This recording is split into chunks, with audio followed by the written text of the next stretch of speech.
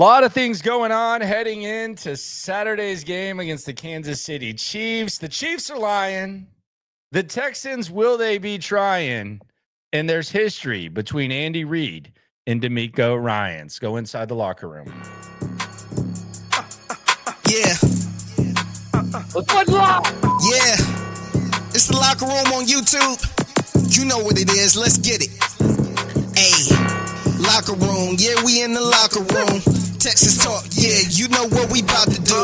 Localized, every angle's what we really do. We the source, we the pulse of the city too. Landlocked, got the game in the headlock. Localized every time. It is the locker room, number one source for Texans digital content. I'm Landry Locker. You can see me here throughout the week. You can hear me on all podcast platforms on SNL, which you can also see here.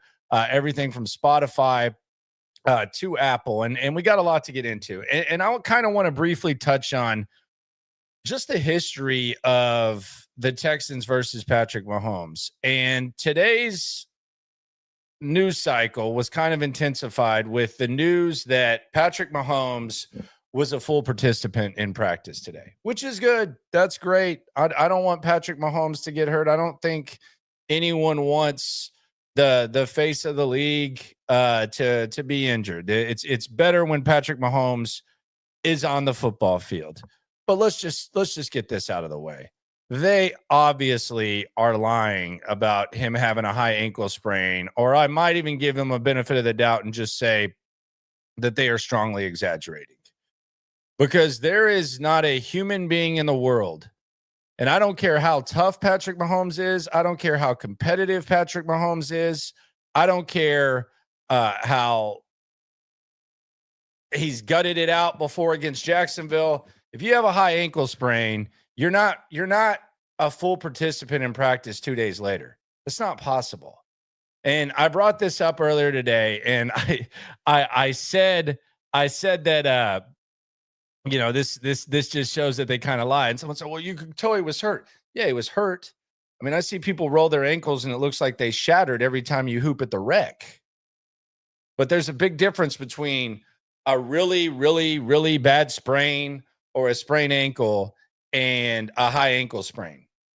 And for reporters like Ian Rappaport and other guys to sit here and present some sort of notion that Patrick Mahomes has a high ankle sprain and somehow he's just some sort of godly figure that's able to go out there and be a full participant in practice. It's a joke. That's embarrassing. I think he's the best quarterback I've ever seen at his best. I love Patrick Mahomes. If the Texans don't win, it wouldn't bother me one bit if the Chiefs go win 3 straight Super Bowls. I like the way he competes. I like the way he handles himself. I like the way he carries himself. But let's be serious about this. This dude did not have a high ankle sprain.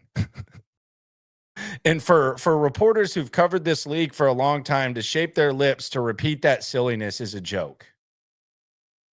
I saw the Ian Rappaport report this morning, and I woke up and he said something along the lines of, "Yeah, it's good news for the Kansas City Chiefs." We talked about this on SNL. Subscribe to that on all podcast platforms. Subscribe to the channel. It's popping. It's going. But I heard Ian Rappaport say there's good news for the Chiefs. And I was like, okay, well, they're going to say that he didn't have a high ankle sprain and that he's good to go, which is great. But he still says he has a high ankle sprain and then says they don't expect him to be out more. That's not physically possible. That's not physically possible. I know that we're in an era where there's a lot of things that are defined physically. We see guys coming back from Achilles quicker. The ACL surgery is not what it once was when we were a kid. It's not like the death toll. As a matter of fact, it's kind of easy-ish procedure, easy for me to say, but from an athlete perspective. But to say that he had a high ankle sprain and still repeat that crap is a joke. We don't need to over-romanticize someone who's already one of the best quarterbacks that we'll ever see, one of the best competitors we'll ever see, and one of the toughest guys that we'll ever see at the quarterback position. High ankle sprain or not, what happened? Whatever did happen to him on Sunday, there's a large chunk, probably a majority of quarterbacks that wouldn't have practiced today, and he did, and that's impressive. But don't sit there and try to tell me that's a high ankle sprain. That's a joke.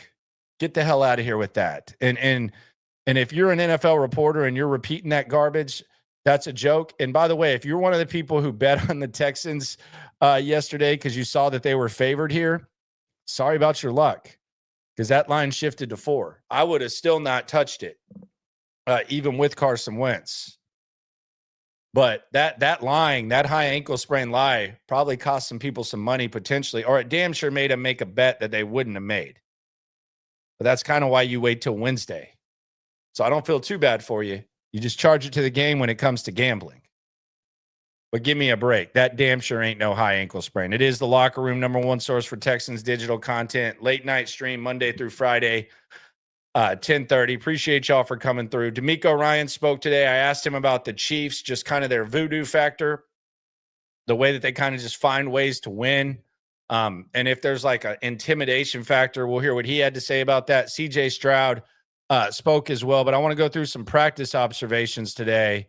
And we'll start with the injury report, which you saw at the beginning of this stream. The Texans injury report right now, we have Fatukasi. Man, that guy just cannot buy a break.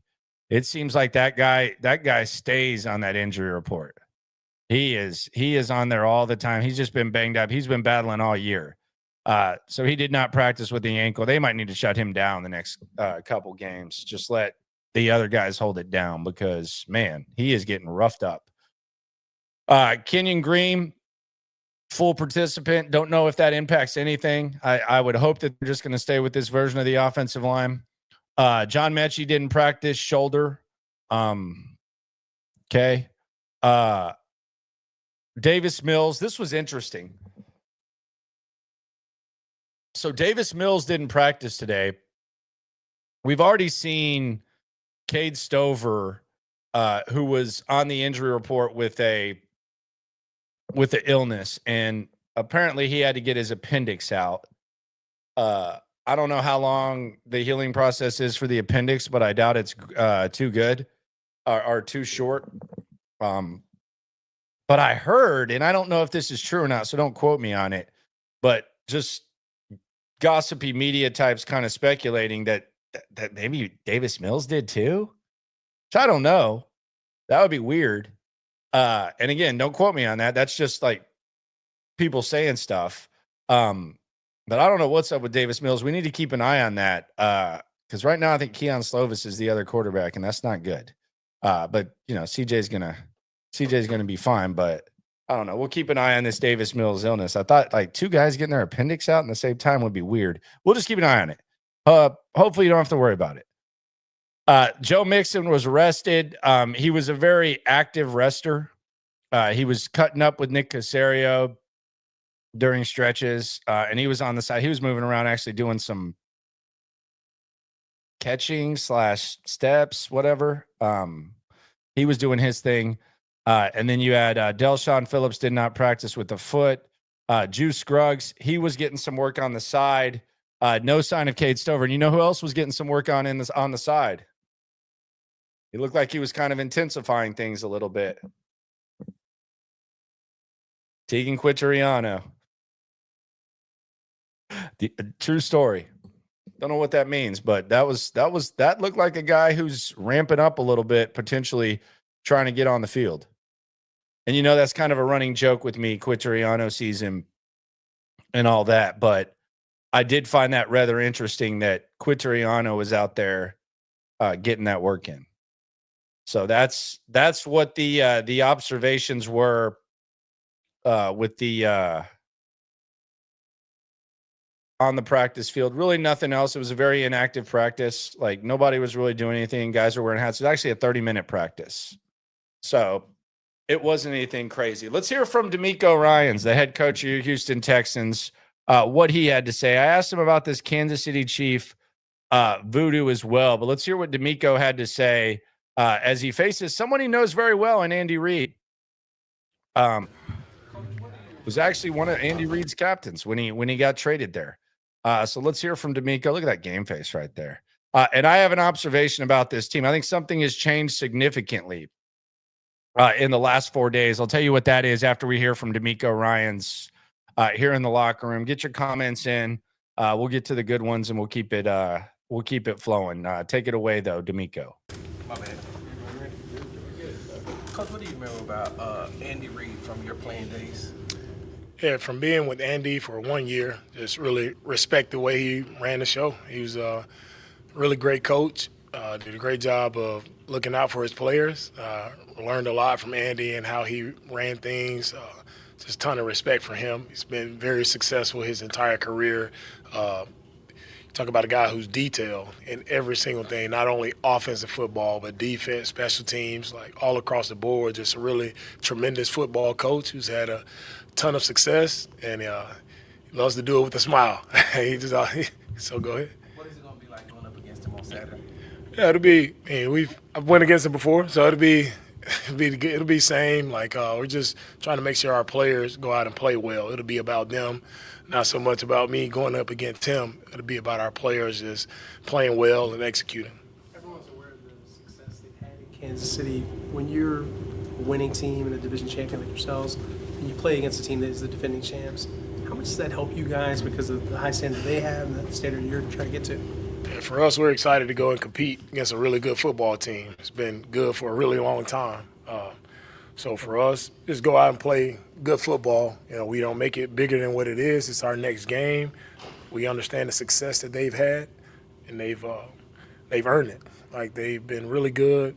No matter if it's defense, offense, special teams, whatever it takes to win football games, they find a way to win in the fourth quarter. So I'm excited for this matchup, excited to see our guys go out and compete. How do you view the last 3 games? Are you more we got to put together our best football going into December, or? Now listen to what he says here, because Alexander's talking about the rest that we've talked about, but listen to what he actually says here. Do you look for opportunities when you've wrapped up the AFC South to rest? Yeah, for me, it's anytime you strap it up, it's time to go compete and win. I don't know any other way. I don't see how anybody else could find any other way. Strap it up when you strap it up. But what if they don't strap it up? Now, you're obviously going to go try to win if you're playing.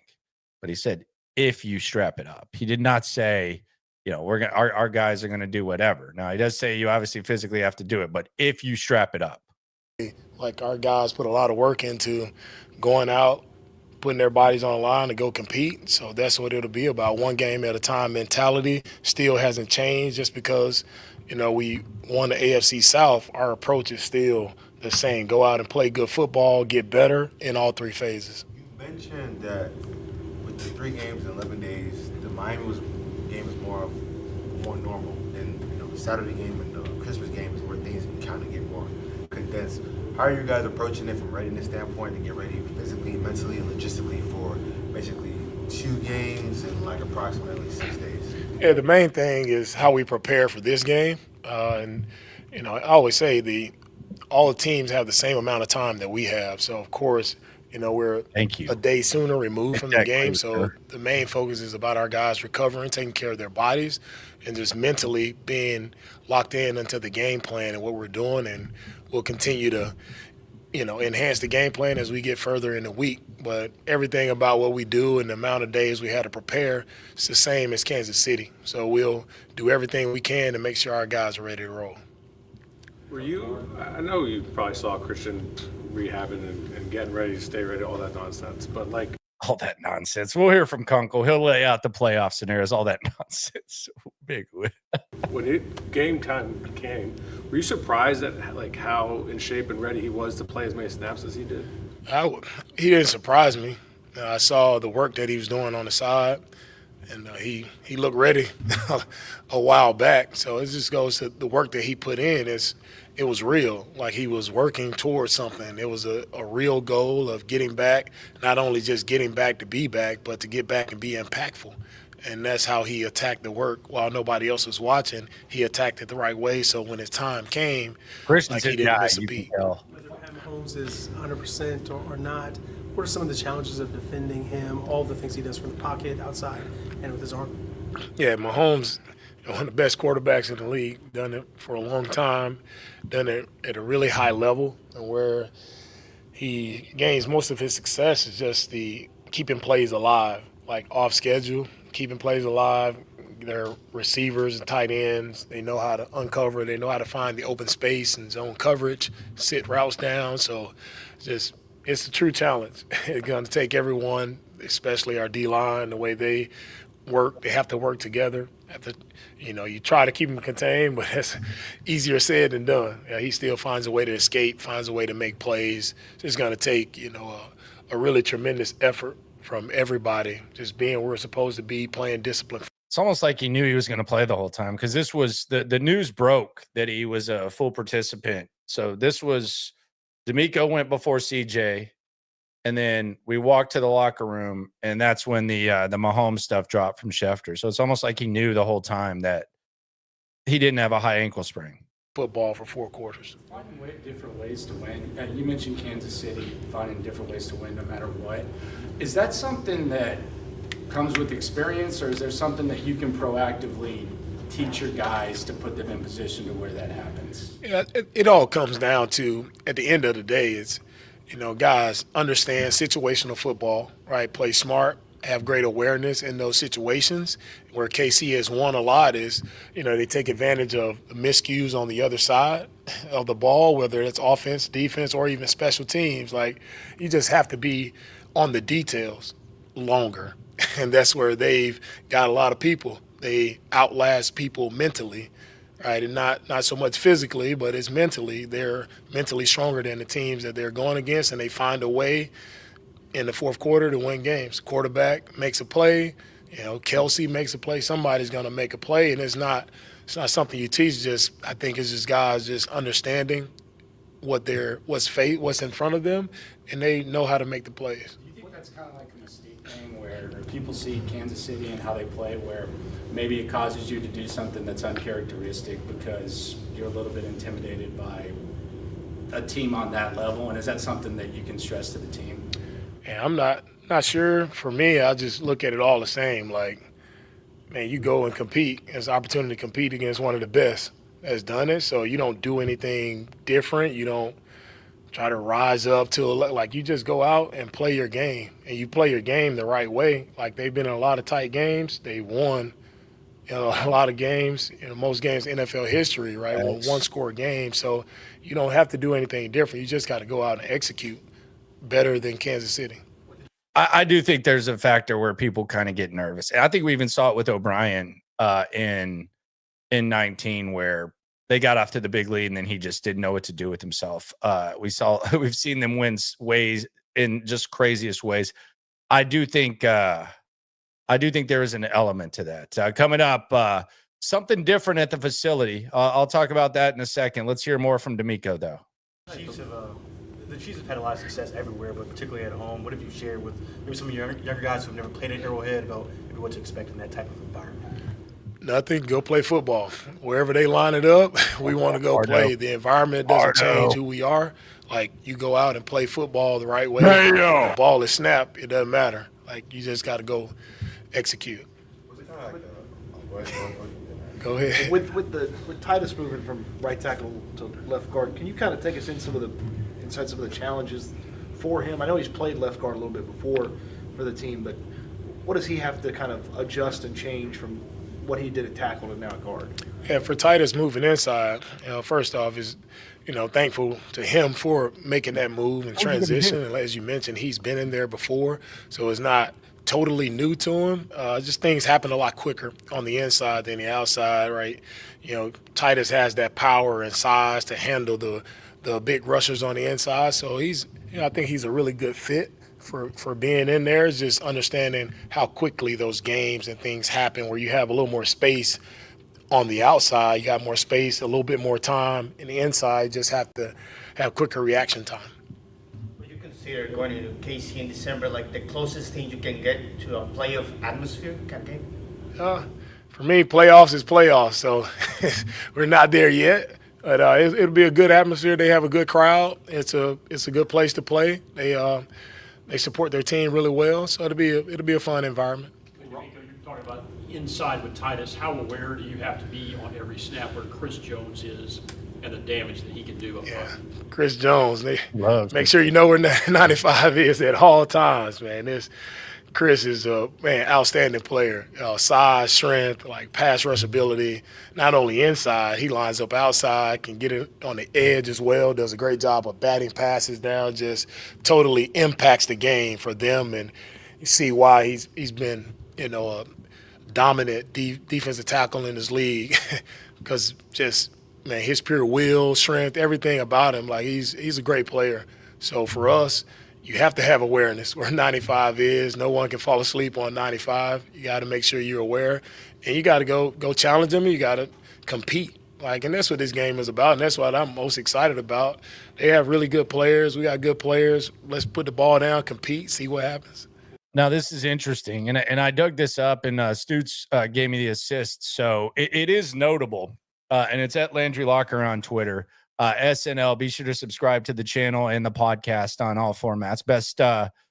Best audio and digital Texans word. Two guys on the scene. Titus Howard actually had a pretty good game, probably his best game ever at guard against Chris Jones. And this was on December 18th, 2022, when they moved him inside. And this was when they randomly started Charlie Heck one game. In that game, he had a 77.9 PFF pass blocking grade. He allowed just one hurry and a pressure, and it was Chris Jones's lowest PFF pass rush grade all year. I know anytime you mention PFF, you take it with a grain of salt, but, I mean, we watched the game, was surprised that Chris Jones didn't take advantage of him. I was at the game. So that is worth noting. He has experience with Chris Jones. Do with that what you want. Take it away, Coach. Ron Rivera, when he was in Carolina, would always refer to these games when you play a team that's accomplished a lot as a measuring stick game. Is that something you subscribe to or talk about, or is it just no? I know. I know, man. I know you guys. No, because for me, I don't our guys don't need to feel like this is. We need to step up to Kansas City. They're a great team. Everybody understands that in the NFL and the world. Everybody understands KC has been dominant in the league for the past, I don't know, however many years. They've been dominant. So I don't need to make it more of a awareness factor for our guys. Everybody knows KC. They've been great for a long time. Just going back to my earlier question, does that kind of alter how you guys approach practice from the physicality standpoint? Do you just kind of focus more on more mental reps? What's kind of that approach in terms of how you guys approach practice? Man, we're full pads. We're going. We're ready. Rocking and rolling. Short week, put the pads on and try to see how physical we can practice. No, we take care of our guys, make sure their bodies are recovered. Just because you're so soon removed from a game, and it takes a while to recover, especially on a short week. So it is a heightened sense of focus on rest and recovery as best as we can, while also understanding the game plan and being able to get those mental reps in. Coach, last year was kind of a given when you all went into the draft. You selected CJ, then you all made the necessary adjustments to trade up to get. Jonathan Alexander did a really good column on this in the Chronicle about the closeness of Lassiter and Bullock. What went into being able to get those two players like Kalen Bullock and Kamari Lassiter this year? What did you all see? How did you know that they would fit so well in your scheme? Starting with Kamari, didn't know he would be there at that time. But what allowed me to know Kamari would fit just first off, watching his tape, seeing how physical of a player he was, talking to his teammates, and how every teammate raved about Kamari and how locked in he was, practice, games, walkthroughs. He's one of the most locked in, intense players. And, that just said to me, this is a swarm mentality. And talking to Kamari, it was an easy fit. Kalen, just watching him play and watching his skill set, it just jumped off the tape, how he would fit into our scheme, and how he could change things for us as when you got a post safety who can take the football away when he has elite range. So it just jumped off the tape as, kind of one of those luxury type picks. If we can get Kalen, For me and my vision of how I saw him and what he can do to our defense, it was just, again, you don't know how the draft is going to fall. You have guys you want, but to get both of those young guys and to see them have impact so soon, you didn't know what would happen, but happy to have both of them, just seeing the success they had in college and what they were able to do, and it's translating exactly who they were at Georgia, USC. You're seeing the same type of players here today for us. All right, thank you guys. All right, there you go. That's DeMeco. So there's something going on at the facility that's been kind of a difference. I want to get to one of the chats. Hi. He or she says, I am over everyone acting as if the Chiefs are invincible. Our offense will rise to the challenges against the offensive line, and Stroud will take over. Our defense will do what it's been doing. I don't know. I'm not like hearing a lot of people, and different people have different timelines, and different people have different things that they hear. I'm not necessarily really hearing that the Chiefs are invincible. All I've been hearing all year is that they're beatable, but there's just like that daggone damn. They just know how to win, and they find ways to win no matter what, no matter how fluky it is. So I'm not. Maybe it's different stuff that you see versus what I'm seeing. So I'm not like judging it or anything like that. I just don't really I guess I just don't really see that as much when it comes to the Chiefs. I don't really see the invincible feel. I don't hear that. And I'm hearing it when it comes to like Buffalo. But I'm not really hearing that when it comes to the Chiefs. So again, different timelines for different folks. But yeah, not really feeling that as much when it comes to the Chiefs. But who knows? Maybe you are. I'm not judging you for that. So yeah, that's just kind of what I'm hearing versus perhaps what you're hearing. Oscar says, Landry, big fan. I'm at work. I always enjoy your videos. Thank you. Appreciate you, my friend. Thank you very much. Do you think the offense can catch fire in time for the playoffs? I don't know that they have to catch fire. I just think they have to take advantage of their opportunities. And that sounds real simplistic, but I think they just have to take advantage of their opportunities. I don't know that the defense I don't know what the defense's really bad day looks like, quite honestly. Like, it's hard for me to imagine this full strength defense struggling or looking bad or anything like that. So I don't really know how much the offense will have to do. I mean, it's going to be similar. It probably obviously will be a little bit more difficult than it was last game, but I think it's going to have to look like last game where you take advantage of opportunities in the red zone and you just figure stuff out. But if you're saying like, will this offense get clicking and all of a sudden like it's just a well-oiled machine? No, I don't believe that. But I do think they can get to where they're taking advantage of opportunities and maybe CJ can make plays. It's just at this point, I'm just like, who is he throwing to? Like what is Tank Dell even good anymore? Like Tank Dell's not, I mean, he hasn't produced like a number 2 receiver is supposed to do. We've talked about with the what or whatever, like, is he capable of it?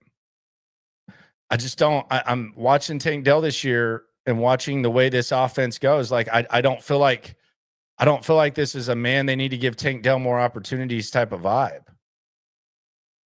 Do I think he can play better than he has this year? Yeah. But that's also kind of the helpless feeling. Do I think Dalton Schultz can just go out there and light it up? No, I don't. I think it's Nico. I think it's Mixon. And I think it's CJ just kind of dividing plays here and there. But, I mean, this is the offensive weaponry and the offensive creativity and the the guys up front, it's kind of a helpless feeling.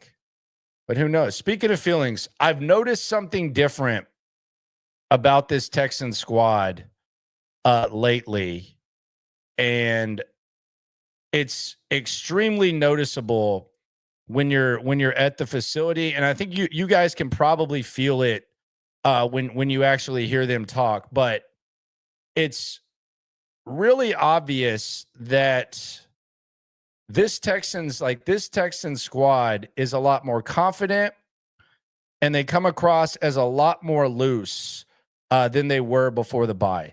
And I don't think they'll ever admit this, and I don't expect them to admit this, but I think that bye week came at the perfect time for them, and they just really, really, really, really, really, really needed it. And you see the way that DeMeco's talking, you see the way the squad's talking, and it's not like a relaxed feel. There's still an urgent feel, but it does feel like this team is just a lot more. It's almost like they got a monkey off their back, where the worst case scenario has been avoided, and now they can focus on reaching the goals that they set out to reach. Because they're not to the point where Buffalo is or Kansas City, where it's just going to be overly easy to win your division. Now, it's easy because you won the 3 games, but they had to sweat it out a little bit more than they probably should have. And a lot of that is their own fault. But it does feel like now they have like a more of a sense of the big picture. I thought Joe Mixon did a good job of laying that out. And it just seems like there's a little bit more relaxation, a little bit more confidence, and a little less like being tired. And that could be as simple as it could have nothing to do with the actual situation. It could just have to do with the fact that they are no longer as exhausted as they were before the bye.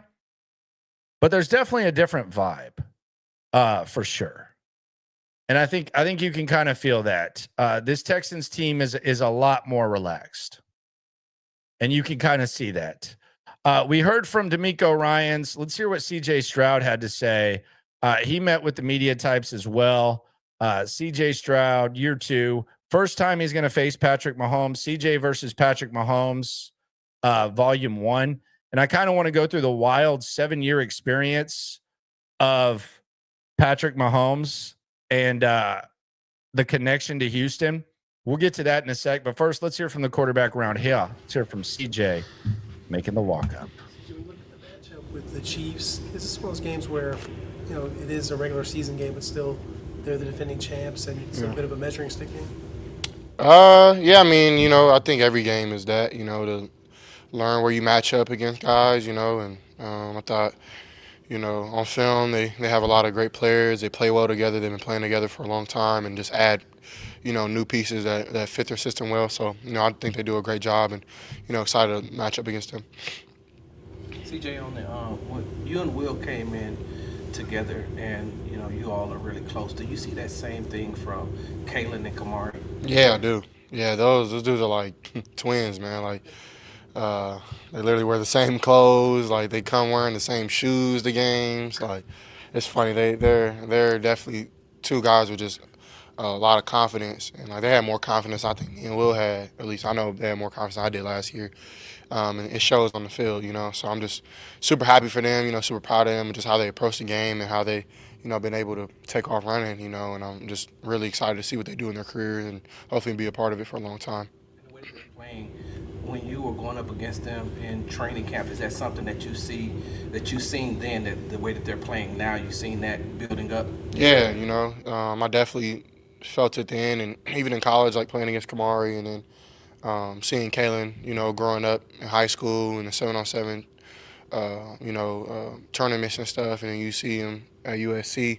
I believe, ball players are ball players. They just, figure it out once they get here, and that's what they were able to do. And since camp, they've been playing really well. I remember over the offseason, you had ranked your top 5 QBs, and Pat was at the top of the list. From quarterback to quarterback, what separates him from maybe just other guys in general? What makes him so great?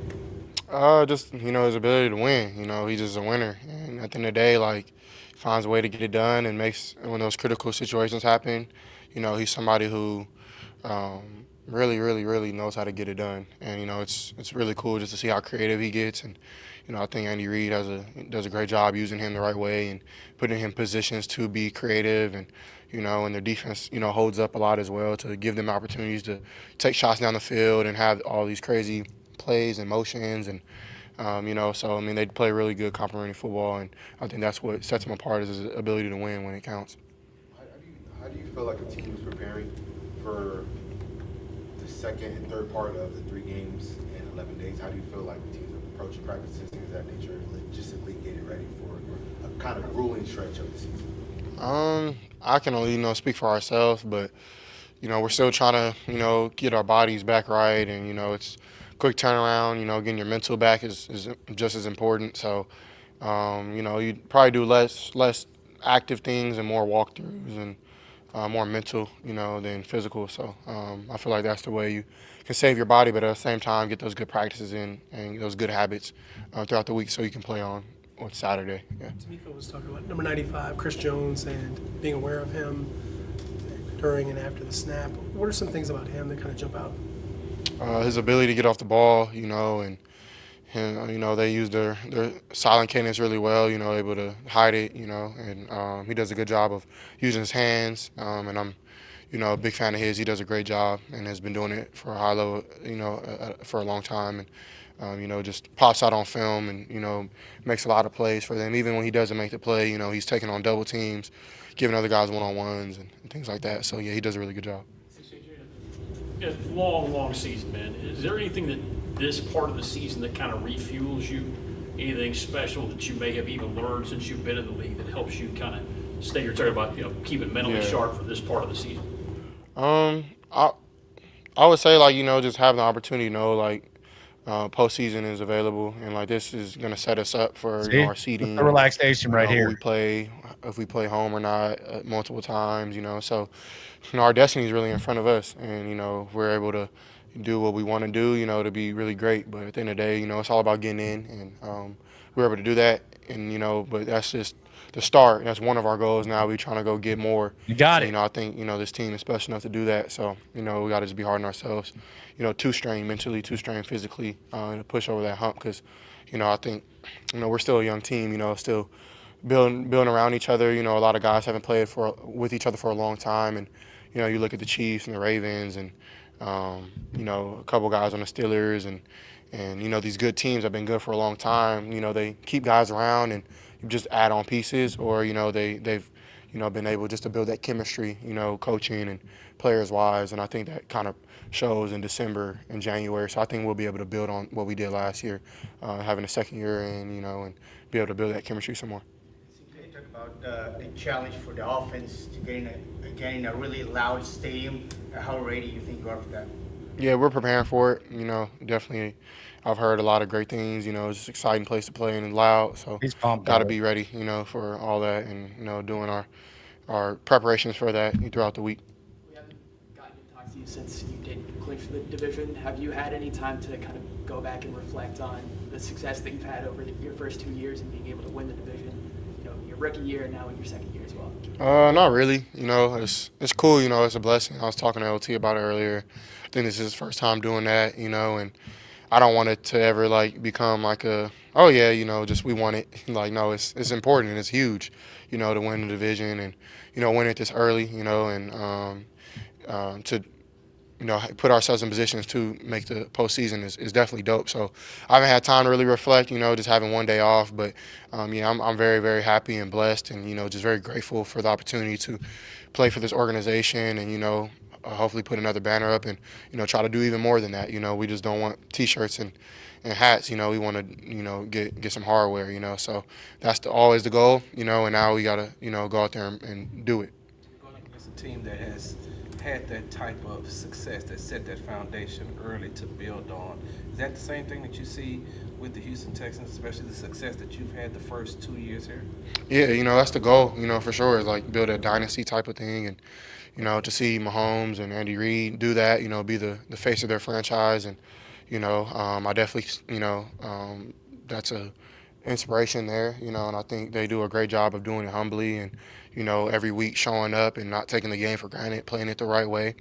And, it's, something that I look up to, but also, want that for, this team and, this organization. So, working for that. And, I think they've set a good blueprint for it. And, but that's for them. And, we got to do what we have to do for the Texans and our team. And I think that, hopefully we'll be able to do that. I'm telling y'all, this squad is more relaxed. The squad is more relaxed. They seem to know what they are. And it's not an unhealthy relaxation. It's a confident relaxation. That wasn't there.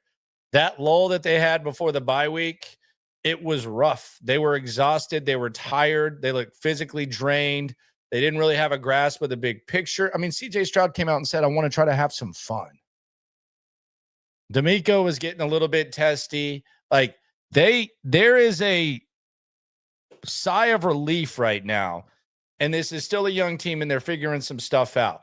But when it comes to making a run, like, I'm not sitting here, like, I think we've put ourselves in position mentally heading into the season, and we've kind of still stayed there where it's CJ is going to be Patrick Mahomes, and he's up there with Josh Allen. It's not the way this team's built. They haven't had the tools to build a complete football team. It leans towards the offense. The offense is at the bottom of the seesaw. I feel like they've accepted that. But if you're looking for squads, and I'm going to keep saying this, I'm going to keep hammering this home. Y'all know what it's like when I get something in my head, I'm going to hammer it home. If you're looking for teams to, like, say that this Texans team can be like to get to where they want to go, which is, we're not going to talk Super Bowl. We're going to talk about just getting to the AFC Championship game. It's the Jets with Mark Sanchez twice, and CJ's better than Mark Sanchez. It's the Jags with Blake Bortles, where they went to the AFC ship. And that's kind of the recipe that you're talking about. Russell Wilson early on, Big Ben early on. This is an elite defense. So that's how you got to start thinking. That's not how it's always going to be. This isn't a game manager, but right now he's in position to where he's got to manage games, and he's got to be a little bit more. He's got to be like a decorated game manager. And you can tell that they got the confidence, and they know who the hell they are.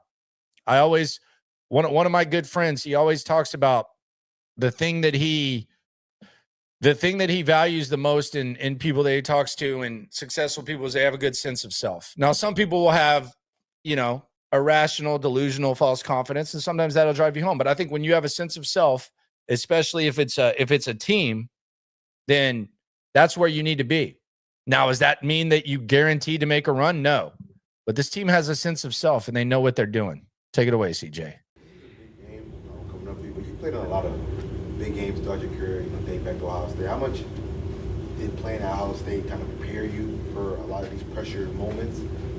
And how different is playing at Ohio State, quarterback-wise, compared to playing anywhere else in college at that position? Playing in big games is, I would say, kind of has become second nature. Just every game is the same kind of mentality. Is big or small, you treat everything the same as what I learned at Ohio State, and those bright lights is when you have to focus more, and that's what I really focus on is just, whenever everything is amped up to the outside, what are you doing on the inside to really hone in and lock in on every single play. That playing there isn't easy, and it's a lot of pressure, and having, a really big fan base and the best fan base in the land, as we say. But it's not easy, you know what I'm saying? It's all honestly preparing me for this position, and I'm super grateful for Coach Day and, Coach Wilson, Coach Dennis, and Coach Fitch, and Hartline, and I can go on and on and on. Just on so many people who've helped me along the way, especially at Ohio State. And, I'm rooting the boys on, hopefully, we get this dub playing Tennessee. And I think I love the new playoff. I think it's super cool. And to be able to have some SEC teams come play the Big Ten, play in the cold, and I think that's a good experience for Tennessee, to play, because that's what they have to do in the league, So I'm excited for that, and, really, hoping that the things that we went through, at Ohio State last couple of years prepares us to, hopefully win a natty this year. Yeah. Wouldn't count on that, sir. Wouldn't count on that, sir. Can't win them all. Defensive backs. Can't win them all, Yeah, brother. they play well together. They play this kind of coverage where, they don't ever really Luke show the and quarterback. T-Mill. They always Shout out to T. Millie. rotate and, they always switch your coverage very late. They do a good job of it. I think McDuffie is a top 5 defensive player in this league. I think he's very underrated, and he's been proving it week in and week out. And I've really seen him at nickel mostly, but, on film, since I've been able to watch, he's playing corner a lot too in base. So, he does a good job there. And, they play really well. They play as one, and that's something that pops out to me. All right. Thanks, CJ. Thank you, guys. CJ. Appreciate you, brother. Appreciate you. That's CJ. I'm telling you, there's a different vibe. They're more relaxed. They needed the bye week very bad. Very, very bad. The crazy thing when you think about this, and I did this, we talked about this earlier on SNL. Be sure to subscribe. Top Texans podcast in the game right now, by any measurable. Apple, Spotify, all that. SNL Texans talk. Also on YouTube twice a day now, down the stretch. We got you covered during the draft too. We'll probably be live at the Combine as well. Got some other stuff popping, some watch gatherings and all that. But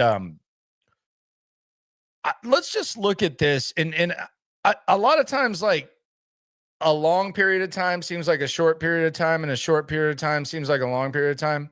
And y'all might be sitting there saying he's on that high-grade marijuana called Kush on the streets. And you wouldn't be wrong, but sometimes you can make sense when you're on that, that green. But if I told you that Patrick Mahomes and Deshaun Watson, that draft was 7 years ago, do you look at that and do you say, damn, that seems like a long time? Or do you say that seems like a short time? Because everything that's happened in 7 years, the wild ass 7 years of Mahomes is what I'm calling it right now, is absolutely insane. It's absolutely insane when you look at what has happened over the course of that time, specifically with the Texans. And you go back, draft day. Patrick Mahomes gets drafted before Deshaun Watson. There's controversy. Should the Chiefs have taken Deshaun Watson? And there were people in Kansas City that were upset. Man, how do they take this guy over a guy who won the national championship? This guy beat Alabama. How do you take this Patrick Mahomes guy that comes from that air raid system, that gimmicky-ass air raid system, over a proven winner like Deshaun Watson? And early on, you felt good about your guy if you're in Houston. The two teams met, Texans and Chiefs. Deshaun Watson got off to a hell of a start his rookie year. Patrick Mahomes was sitting behind Alex Smith. The teams faced off. It was the game where Whitney Merciless and J.J. Watt were lost for the season. There was a big dramatic thing whenever J.J. Watt's season ended. Alex Smith had 3 touchdown passes in that game as Patrick Mahomes sat there and watched. The Chiefs won the game relatively handily despite what the scoreboard said, but Deshaun Watson had 5 touchdown passes.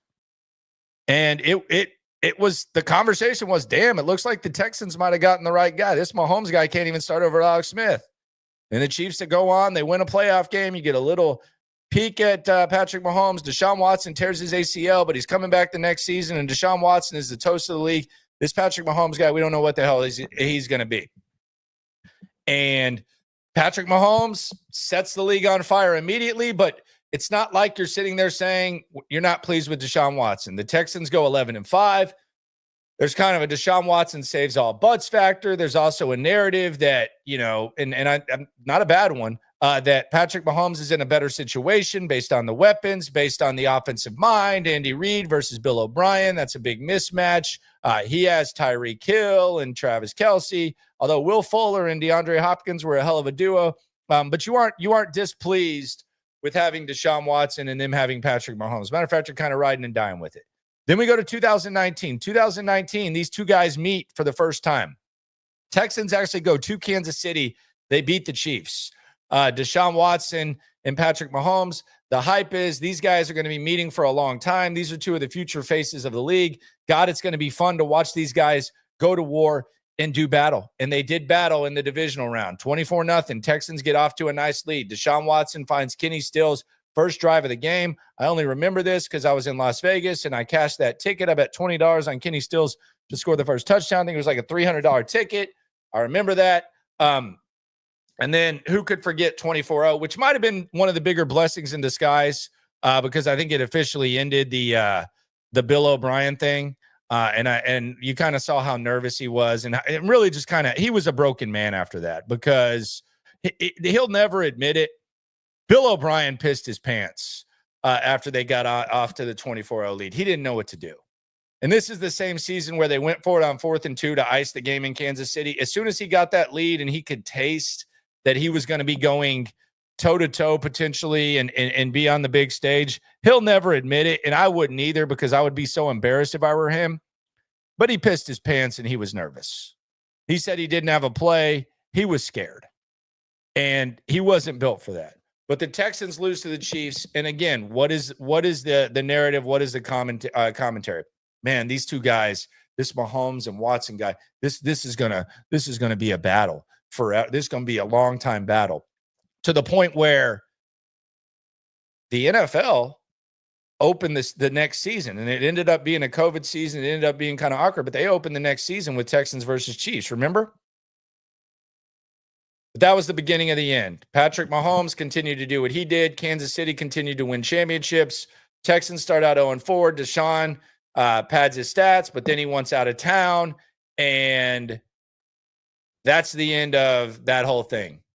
Then you have the Davis Mills era, where the Texans kind of went toe-to-toe with them on December 18th. Actually, 2 years ago today, the Texans lost to the Chiefs.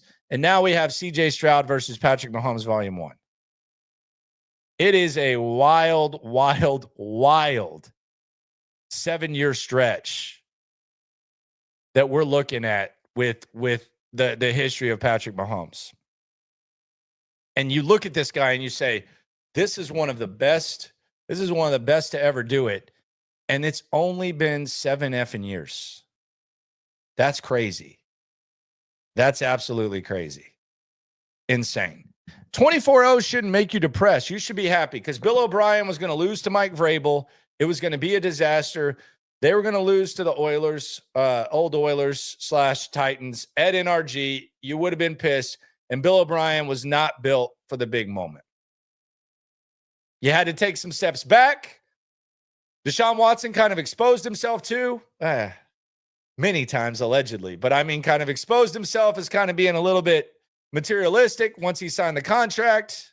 The exposed thing. Double entendre there. But you know what I mean? And you ended up with DeMeco Ryans, and you ended up with this young squad, and you ended up with some guys that I think will be built for the moment. There might be some growing pains around the way. Yeah, the exposed self, it did happen. Did happen. It not my fault. I did not do that. I don't know what he did. But yeah. That did happen.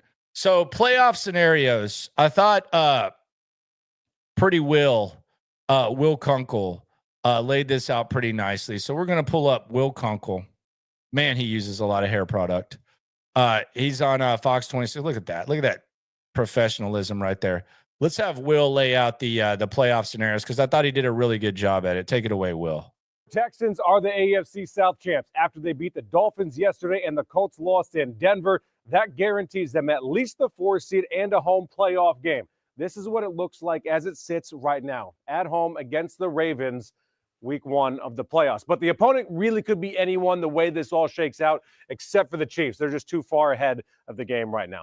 The highest they can get is the 2 seed. Now, for that to happen, the Texans are going to have to win out. They obviously have a very tough task in doing that. First, you got to go to Kansas City this weekend and win, and then come back home on Christmas Day, take care of the Ravens, and then the final game of the season, your rivalry against the Titans, that much more intense.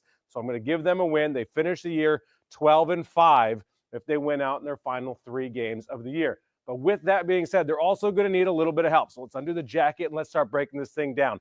The Bills will need to lose at least 2 of their final 3 games. Here's the problem, though. The Bills' schedule is a little bit easier than what the Texans had to do in the last 3 games of this season. They take on the... Yeah, let's just say goodbye to the 2 seed. We can get through that. So right now, as it sits, the Texans move up from the 4 seed to the 3 seed. So that means the Steelers being a little pesky, and then 2 seed. So they need to lose just 1 game. They have a very difficult schedule down the stretch. Ravens, Chiefs, and Bengals. Let's just stay here in Week 18, see if we can find them. Steelers and Bengals will give the Bengals the win. That moves the Texans up to the 2 seed. No way. Now, like I said, who they're going to play, we don't really have any kind of Patrick Mahomes is out that game. Vegas right now, Titans, so they give them a win there as well. The Ravens, All right, here you go. Let's summarize this here. So the Texans, to get the 3 seed, they need to win 2 out of 3. So they need to beat Kansas City and Baltimore, or one of those 2, and beat the Titans. And then the Ravens beat the Steelers. But they have to, one of those wins, they have to beat Baltimore. So they would have to beat Baltimore, and then they would have to beat either Kansas City or Tennessee. And then the Ravens would need to beat the Steelers, which is expected to happen. So that's really the scenario. Like, if you're talking 3 seed, if you beat Baltimore, and I think rest is more important than the 3 seed, no matter how you slice it, no matter how you look at it. But if you beat Baltimore and Baltimore beats Pittsburgh, then there's a chance you can have that 3 seed. Now, will that be a good thing? Does that mean that you're facing Buffalo instead of Kansas City? I don't think too many people want that. But I thought Will did a good job laying out the scenarios. Kind of got a headache there. The 2 seed thing is just an ultimate pipe dream. Will Joe go? That's the question. Joe Mixon spoke today. I'll be honest. Normally, whenever someone speaks, I'm like, oh, wow, what a that means that he's going to play. There's no doubt that he's going to play. But in this case, I think there might be some shenanigans going on. I'm almost starting to wonder if maybe the Texans are kind of messing with us a little bit, and they're kind of trying to play to do some, put on a little bit of trickery with that. I think that's an interesting possibility to think about when it comes to Mixon, because I don't know whether they're going to play him or not. We will see. I would not. I damn sure wouldn't play him the next 2 games. But he said he's going to be there for his teammates. I don't know what that means. Does that mean he's actually playing? But when you say be there for your teammates, what do you mean? Are you traveling? Like, what are we doing here? Who knows? But shout out to Joe Mixon. I mean, he is a big part of this squad, and his health is more important than pushing it to get the 3 seed, at least in my opinion. Shout out to Will Kunkel, Fox 26. Jerome Kick says we automatically win round 1. What kind of dumbass comment is that? Like, what kind of Jerome's on that stuff. Shout out to Jerome. He's a big viewer, but I don't know what I said that got you that. I'm talking about the path to the 2 and 3 seed. The Texans could lose to any of these teams in the playoffs. I don't know what the bye looks like, but that means you would play. That's when you talk about getting a 2 or 3 seed, it's about your path. Like, that's pretty much what that has to do with. But come on, man. Shout out to Jerome. Cam says, yo, Landry, chill. I'm trying. I love Jerome. Jerome's my guy. Yeah, we're talking about the Chiefs and Bills round 1. That's what it is, Jerome. I love Jerome. Space H says, what's up with DP? What do you mean? Like who? You talking about Damian Pierce? What do you mean? He's been out there. He's doing the same thing he did last year. Being unplayable at running back. Being on special teams. I mean, I don't know. I would kind of like to just see what he would look like if he had to carry the load. But, I mean, is he going to get hurt? Like, he gets hurt a lot, too. Man, the fact that they got rid of Cam Akers, and Cam Akers is a key contributor to the Vikings, I don't know if that bothers y'all, but it kind of bothers me. I mean, that was you want to talk about pointless trades? I didn't get that. Unless he was like, I mean, I don't understand. Because do I think Cam Akers is awesome? No. But, you know, there was talk about Cam Akers here, and there was some pushback on, he might not be that good. He's good enough to play for the Vikings. And he's good enough to get run when they have Aaron Jones in front of him, and they have a deeper running back room. They don't have Joe Mixon, but they have a deeper running back room than the Texans, and Cam Akers is ready to go out there and play. And you go through an offseason where you neglect running back depth, and then you kick the tires on Cam Akers to see if he has anything left in the tank. Kind of feels like he has a little bit left in the tank, and you get rid of him. That was weird. I didn't quite understand that. What does this mean? He wouldn't have done anything with the Texans O-line, so what does that mean? So you keep the worst back? What are we saying? And I don't really understand that either, because they said that last year about Dameon Pierce. Dameon Pierce, nobody could be running behind this offensive line until Devin Singletary went in there and did a better job. So he wouldn't have done anything with this O-line. What does that mean? He did, though. I mean, he was the second best back on the team. So what are you saying?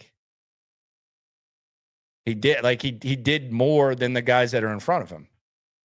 I'm not sitting here saying, I mean, in a perfect world, he doesn't step on the field and Joe Mixon handles his business. What does that mean? He wouldn't have done anything behind this O-line? I've never understood. Like, the running back can't make the offensive line better. I've seen Joe Mixon do it all year. I saw Singletary do it last year. I don't know what that means. And the Dameon Pierce thing's just wild to me. It's wild. Like, he was unplayable last year, and it was like, hey, we'll run it with him at RB2. And then you see the struggles, and it's like, oh, well, we still like him. Tariq Mullah is fine. He's a good special teams player. He's a good, emergency guy. If you need someone to come in there and pass block, maybe get a surprise carry every once in a while, it's a good guy to have on your football team. He shouldn't be arguably your second best running back. That should never happen. That's insane. I don't really understand it. So we'll see how it goes. I see some of y'all are mad at Casario in the chat. We'll have that conversation. We got plenty of time for that. We got football games ahead of us. Big one against the Chiefs. Andy Reid, DeMeco Ryans history. We got all that going on. We don't have to get into Casario yet. We can. In the offseason. Got you covered there. Yoda with the blower. That is a hell of a name. He is swarming the super. You ain't never hate. Swarm. Says Diggs said he has a home here in Houston. He's definitely coming back. I don't want him back. I don't want him back. I want to get a younger receiver. I want to get someone that maybe won't be as expensive. I wouldn't bring Diggs back. I mean, he opted out of the contract, which looks like a foolish decision. Is he going to sit there and try to make that up? And if stuff goes down, I know he was good here for a while, but I think there's just kind of a shelf life on it. They need someone that's more explosive. They need someone that's younger. They need someone that's cheaper. I don't know what Stephon Diggs is going to demand, but they need someone that's cheaper. Go find the version of Jerry Jeudy that you see in it and how he's producing with the Browns, like a underachiever that maybe is a little bit hungry. Like go draft someone. Go draft a Brian Thomas this year in the draft, and we'll get more into names there. But I want some youth at the wide receiver position. I want team friendly contract. Especially given the fact you're going to have to pay CJ after next year. And I don't want to pay a guy who was good this year. I mean, they clearly miss him, but I don't want to pay a guy in his 30s coming off a torn ACL that made a bad decision when it comes to a contract. And now he might be kind of trying to chase that. I'm good on that. Jerry Jeudy's 5th in the league in receiving right now, 1,052. Would they give a 4th-round pick? Find someone disgruntled. Good on Diggs. Good on that. I'm okay with it. Like, the Odell Beckham Jr. thing is different. I mean, you're bringing in a guy that's probably washed.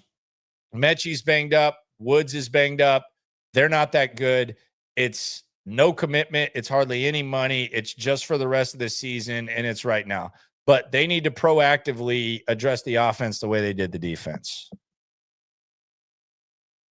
So there you go. Yeah, Brian Thomas Jr., sensitive subject for a lot of people. But we'll see how it goes. I appreciate everyone for coming through. What's my thoughts on Mechie? Should we trade him? My thoughts is he's just there. He's just a guy. It's a great story. It's a great dude. He's overcome more than most of us have.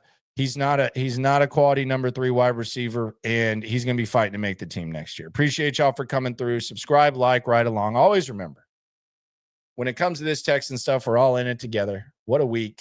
Practice tomorrow, full practice, 9 a.m. SNL. We'll also have a later SNL, and we'll be back on the night stream. Shout out to everyone. Appreciate y'all for bringing it in the comments. All love. Peace. Localized every time, can't stop, won't stop. Yeah, we top 2 and we not too. Plugged in daily digital on YouTube. We got taste for days, opinions to give, we got takeaway.